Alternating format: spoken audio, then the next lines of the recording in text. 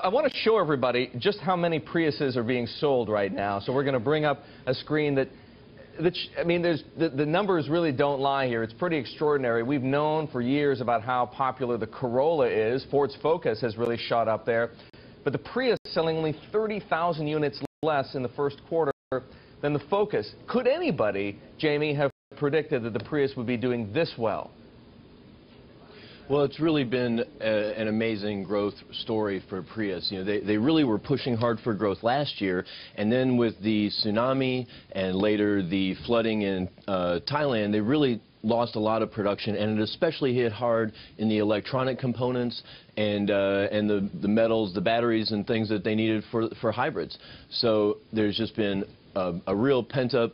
We see pent-up demand in the U.S. for Toyotas and Hondas, but it's also like a pent-up supply at Toyota. They've just been bursting to break 200,000 U.S. sales of Prius. They're going to blow way past that this year, and they really struck big in Japan with the small version of the Prius. So, Jamie, what do people credit for the Prius's success?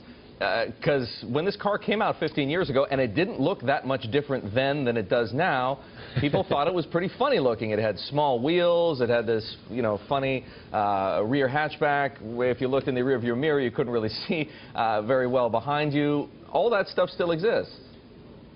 Yeah, and the sales really grew slowly. You know, and a lot of people will criticize the sales of the Chevy Volt by GM or the Nissan Leaf, but when you really look back, they're selling it at significantly higher opening volumes than the Prius did when it came out 15 years ago. But it's really built slowly. It built a real cult following. It got some celebrity following, and it's really become the de facto green car.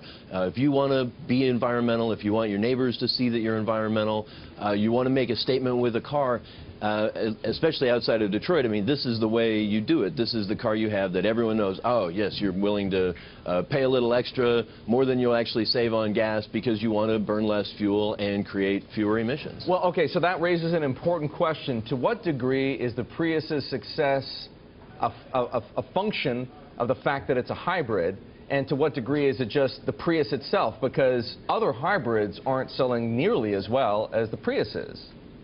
They really aren't. I mean, you know, Prius sales, the hybrid sales go up and down with Prius sales. Everybody else, including Toyota's other hybrids, are pretty irrelevant. They're just very small volume players. But the Prius has become this mainstream kind of breakthrough vehicle.